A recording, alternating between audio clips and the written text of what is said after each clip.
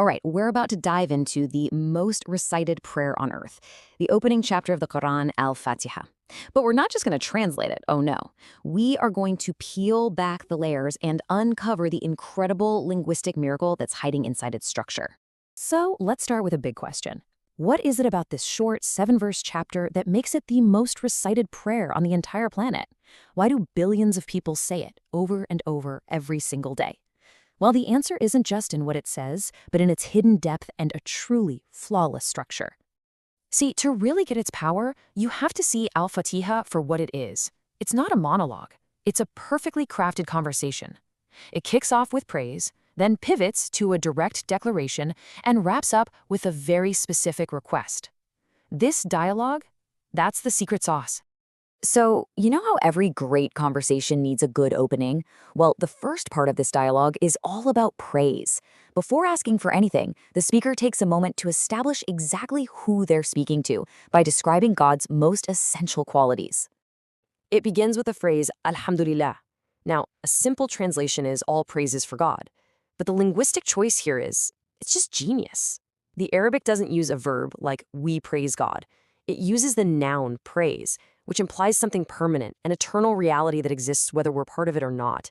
It's such a subtle shift, but it has this incredibly profound meaning.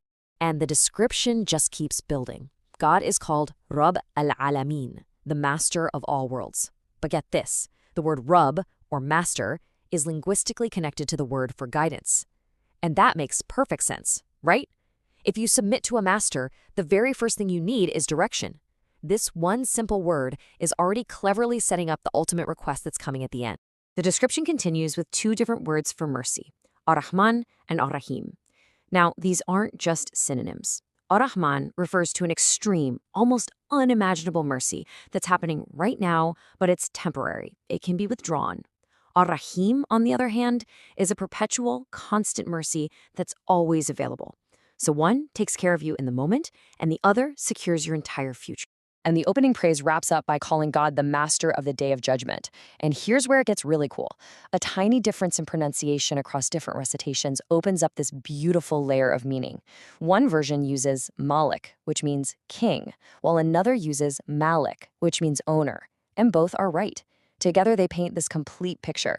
God is both the majestic king over the whole day and the meticulous owner of every single tiny deed that gets counted on that day. So after establishing exactly who God is with all that powerful praise, the entire tone of the conversation just flips. This is the pivot point. The speaker stops talking about God in the third person and starts talking to God directly. We've officially reached the heart of the prayer. And this is it, the central declaration. You alone we worship, and you alone we ask for help. It's this statement of exclusive commitment that just flows perfectly from the praise that came right before it. Because God is the master and the merciful, He's the only one who could possibly be worthy of a declaration like this. Let's look a little closer at that word for worship, nabadu. It's a fascinating term because it actually smashes 2 ideas together, the devotion you feel in worship and the complete submission of slavery. It's a seriously powerful declaration. By submitting to one ultimate master, the speaker is basically declaring freedom from all the other things that try to enslave us. Peer pressure, culture, even our own egos. Now think about the word for help, nasta'in. This is not a passive request for a handout. The word specifically means the kind of help you ask for when you are already giving it your all, when you're struggling and sweating, pushing a huge boulder up a hill. You're not asking God to do the work for you, you're asking for the strength to finish the work you've already started. And here's another one of those linguistic gems. The verse just says, you alone we ask for help. It doesn't say what help is needed. And that omission is so powerful.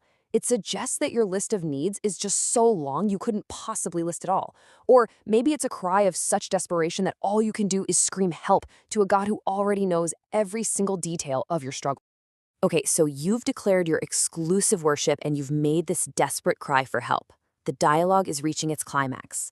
What's the one thing you would ask for from the master you've just submitted to? The one thing you need help with more than anything else? It has to be guidance. Guide us, and notice it's plural, it's not guide me. This frames the entire spiritual journey not as something you do alone, but as a collective effort. The prayer is being made on behalf of the whole community, the ummah, reinforcing that this struggle is meant to be shared. And what kind of guidance is this? The prayer asks for as-sirat al-mustaqim. The word used for path here, sirat, is unique. Unlike other words for path in Arabic, this word has no plural form. There's only one sirat. It means a wide, direct, and often challenging road that has no shortcuts. If you wander off, you don't find another one. You got to get back on the original. Then you have the second word, mustaqim. We often translate this as straight, but its root actually means to stand up. This adds a whole new dimension, doesn't it? The path isn't just straight, it's an upward journey, a spiritual climb against what one scholar brilliantly called the gravity of worldly life. So the request is for this one, singular, upward path. But to make it absolutely crystal clear, the prayer finishes by defining this path in two ways, by what it is, and just as important, by what it is not. First, it asks for the path of those God has already conferred favors upon. The use of the past tense here is so key. It suggests that the real role models aren't people who are still alive and could still mess up, but those whose journey is finished, whose success has been sealed by death. Finally, to really kneel it down, the prayer defines the guided path by contrasting it with the two ways you can go wrong, the path of those who have earned anger and the path of those who are lost. So what's the difference between these two misguided paths? Well, according to classical interpretations, it all comes down to a critical imbalance. Those who earned anger are the folks who have the knowledge, but just refuse to act on it.